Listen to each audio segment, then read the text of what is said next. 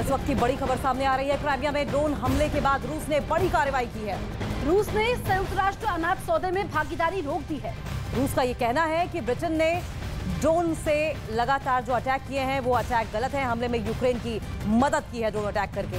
America ने रूस का गलत कदम बताया है, तो हमले में ब्रिटेन पर मदद का आरोप भी लगा है। अब बात पुतिन के उस हिटमैन की जिसकी लाश के साथ ज़ेलेंस्की ने एक वीडियो पोस्ट किया है। ये बात साफ हो गई है कि पुतिन का हिटमैन मारा जा चुका है, लेकिन नया खतरा कादिरोव की तरफ से आया है, जिसके एक ऑर्डर पर कई कब्रिस्तान बनने का खतरा भी पैदा हो गया है। सबसे पहले देखिए ज़ेलेंस्की के दावे में कितना दम है कि उन्होंने पुतिन के हिटमैन का किस्सा हमेशा के लिए खत्म कर दिया है।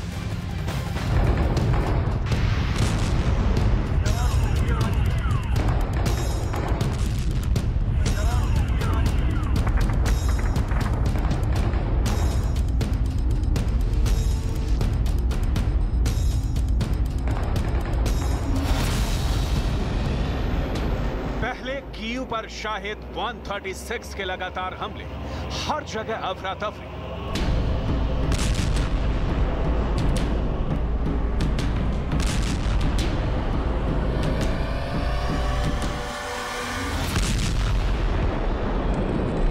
सड़क चौराहों पर भागते लोग, जान बचाने के लिए आड़ लेते लोग।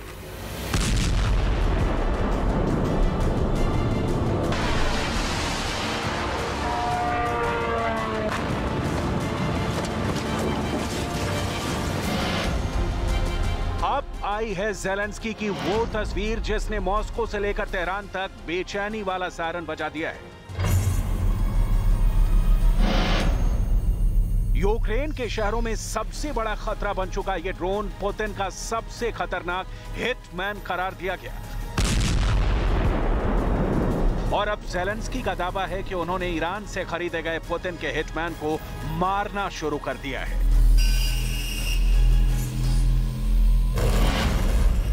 इस तस्वीर से साफ है कि पुतिन का हिटमैन मारा जा रहा है और ज़ेलेंस्की बता रहे हैं कि पुतिन के हिटमैन की लाश उनके पास है।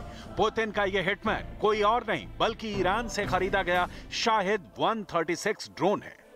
Дякую вартовим нашого неба. Також дякую всім, хто долучився до збору коштів на ловців ось таких шахедів. Лише на платформі United24 це 665 тисяч людей з 70 країн світу. Спільними силами ми неодмінно будемо підрізати крила всім металевим потворам, скільки би і звідки би їх не летіло в напрямку України. शाहिद 136 ड्रोन ने पूरे यूक्रेन में ज़ेलेंस्की की बाजी पलट दी थी। अब उसकी लाश ज़ेलेंस्की के कदमों में पड़ी है और ज़ेलेंस्की एक बार फिर पुतिन को चैलेंज कर रहे हैं। ज़ेलेंस्की ललकार रहे हैं कि जितने हिटमैन रूस भेजेगा उनका यही हश्र होगा। ये पुतिन के हिटमैन को चुन चुन कर खत्म करने का खुल्लम खुल्ला वाला चैलेंज है। पुतिन के हिटमैन की लाश ज़ेलेंस्की इसी तरह पूरी दुनिया को दिखाना चाहते हैं। На 30 дронів захисники нашого неба не допустили прориву стерв'ятників ворога глиб країни і приземлили 23 шахеда. Крім цього, перетворено на металобрухт керовану авіаційну ракету Х-59, 2 ударних вертольоти К-52. ज़ेलेंस्की ने पुतिन के हिटमैन को कैसे ठिकाने लगाया, ज़ेलेंस्की ने पुतिन के हिटमैन को कैसे तड़पा तड़पा कर मारा, इसकी पूरी खुफिया स्टोरी बताएंगे। पहले देखिए ज़ेलेंस्की का वो चैलेंज जिसे देखकर पुतिन के रोंगटे खड़े हो जाएंगे। पुतिन के हर हिटमैन का जवाब ज़ेलेंस्की के पास है और वो इस बार बहुत ही खतरनाक मूड में है। ज़ेलेंस्की के टारगेट पर इस वक्त पुतिन के 4 हिटमैन हैं। पहला हिटमैन शाहिद 136 ड्रोन, दूसरा हिटमैन पुतिन की KH-59 guided air missile, Putin का तीसरा हिटमैन कमो 52 हेलीकॉप्टर और चौथा हिटमैन है पुतिन का सुखोई 25 फाइटर बॉम्बर।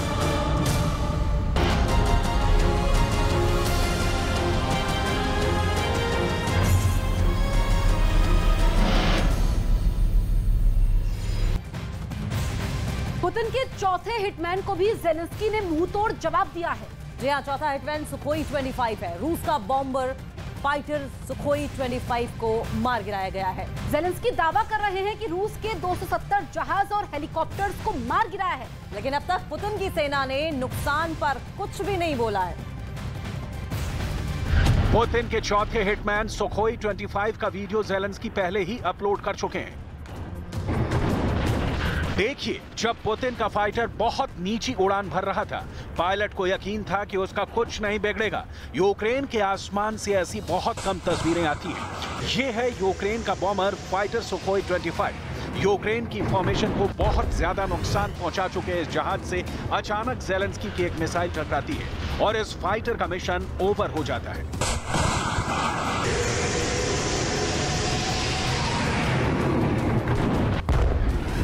पायलट के हेलमेट में लगे कैमरे में जो वीडियो रिकॉर्ड हुआ वो एक बार फिर देखिए।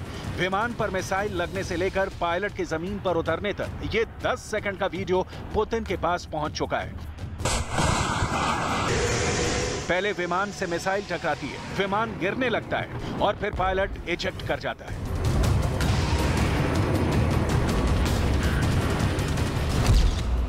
रूस का सुखोई 25 काफी नीची उड़ान भर रहा था। तभी जंगलों के बीच तैनात यूक्रेन के एक फौजी अपने स्टिंगर मिसाइल के साथ तैयार रहता है। वो इस मिसाइल को कंधे पर रखकर लॉन्च करता है और फिर स्टिंगर मिसाइल विमान से जा टकराती है। मिसाइल जैसे ही विमान से टकराई, पायलट को इजेक्ट करना पड़ता है क्योंकि विमान आउट ऑफ कंट्रोल हो जाता है। विमान दूर जाकर गिर जाता है, जबकि इस दौरान पायलट वक्त पर पैराशूट की मदद से किसी तरह विमान से बाहर निकलने में कामयाब रहता है और उसकी जान बच जाती है। हालांकि ज़ेलेंस्की का दावा है कि वो रूस के 270 जहाज और हेलीकॉप्टर इस युद्ध में मार गिरा चुके हैं, लेकिन रूस की तरफ से ऐसे आंकड़े जारी नहीं किए गए जो इस दावे पर मुहर लगा सकें। रूस को अभी तक जो नुकसान हुए हैं उसमें हर तरह के विमान हैं। इनमें फाइटर जेट भी हैं और अटैक हेलीकॉप्टर भी हैं और ड्रोन भी हैं।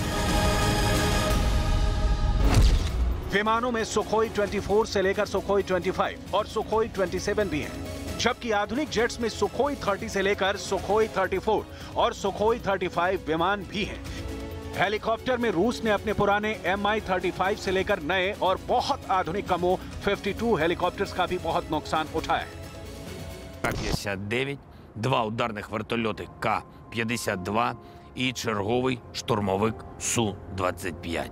Загалом за цей період Росія здійснила 4,5 тисячі ракетних ударів і понад 8 тисяч авіанальотів. Але ми боремось. Будемо збивати більше. ज़ेलेंस्की बता रहे हैं कि अब तक पुतिन 8 महीने पुराने युद्ध में 8,000 से ज्यादा हवाई हमले भी कर चुके हैं। यानी हर महीने पुतिन 1,000 हवाई हमले कर रहे हैं। लेकिन ज़ेलेंस्की का हौसला डगमगाया नहीं है। वो पुतिन के हिटमैन की लाश के साथ वीडियो बना रहे हैं।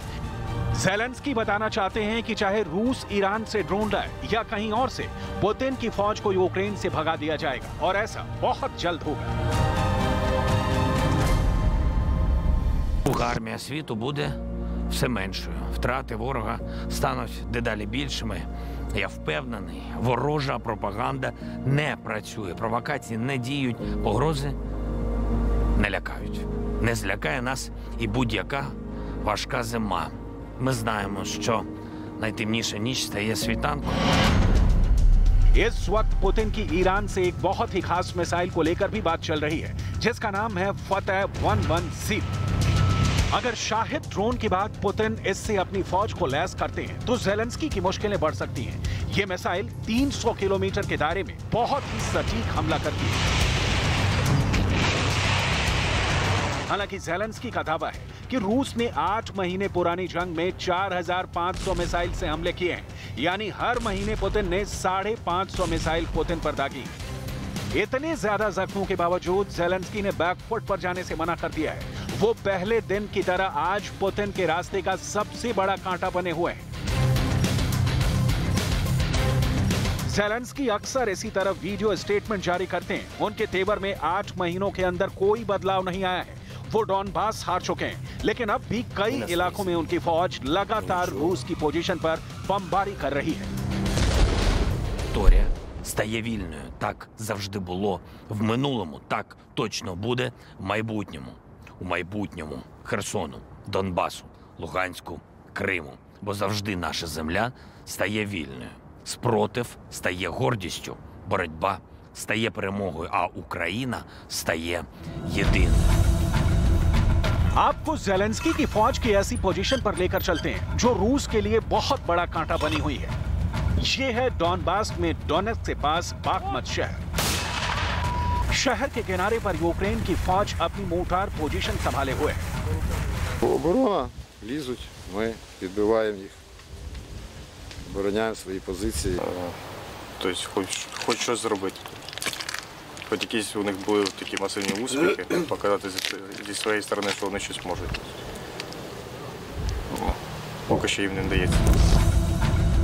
यूक्रेन ने यहां अपने हर गोले में रूस की फॉर्मेशन का नाम लिखा हुआ है। हालात बहुत गंभीर हैं। कभी भी इनकी पोस्ट को पुतिन की फौज रौंद सकती है, लेकिन जेलेंस्की के तेवर देखकर इन्होंने भी खूंटा गाड़ लिया है।